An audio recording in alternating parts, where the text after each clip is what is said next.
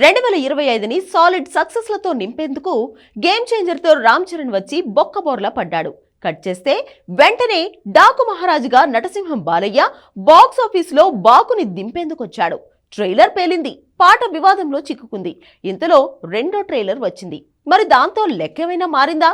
విచిత్రం ఏంటంటే డాకు మహారాజు కూడా అచ్చంగా గేమ్ చేంజర్కి వచ్చిన టాకే ప్రివ్యూకి వచ్చింది. సూపర్ అంటున్నారు, కేక అనేస్తున్నారు, మళ్ళీ విమర్శలు పెంచారు. ఇంతకీ బాలయ్య స్టోరీ లైన్ ఇచ్చి దగ్గరుండి రాయించి తీయించిన డాకు మహారాజ్ అసలు టాక్ ఏంటి? లాస్ట్ ఇయర్ దేవరతో ఎన్టీఆర్కి కలిసొస్తే ఈ ఏడాది తన బాబాయ్ బాలయ్యకి కలిసొచ్చిందా? ఫైనల్ గా డాకు మహారాజ్ పబ్లిక్ టాక్ ఏంటి? ఫైనల్ రిపోర్ట్లో ఏమని రిజల్ట్ వచ్చింది? Have a look.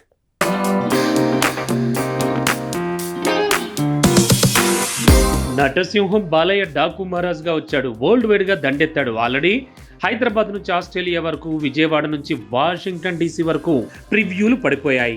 First day openings number మీద బెట్టింగ్స్ కూడా జరుగుతున్నట్లు వార్తలు వస్తున్నాయి.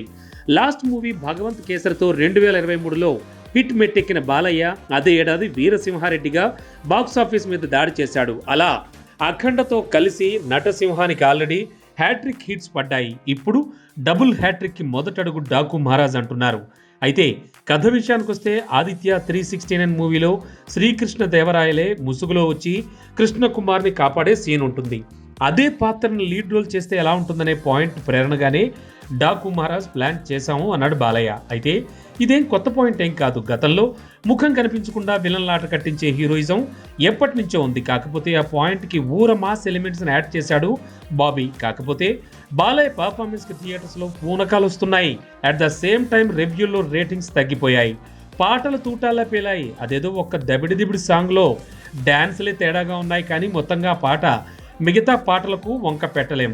కానీ వివాదం అంటూ మొదలయ్యాక ట్రోలింగ్స్ అయితే తప్పవు. దేవర్లో పాటలు కూడా ఇలానే ట్రోల్ చేశారు. ఫలితం దేవరకు కలిసి వచ్చింది, కానీ నష్టమేం జరగలేదు. ఇలాగే డాకు మహారాజ్కి ట్రోలింగ్స్, వివాదం పబ్లిసిటీని పెంచాయి, కానీ డ్యామేజ్ చేసినట్లు కనిపించలేదు. సో ఇదంతా చూస్తే పాటలు, మాటలు, బాలయ్య డ్యాన్సులు, ఫైట్లు వీటన్నింటికీ భారీగానే రెస్పాన్స్ వస్తోంది.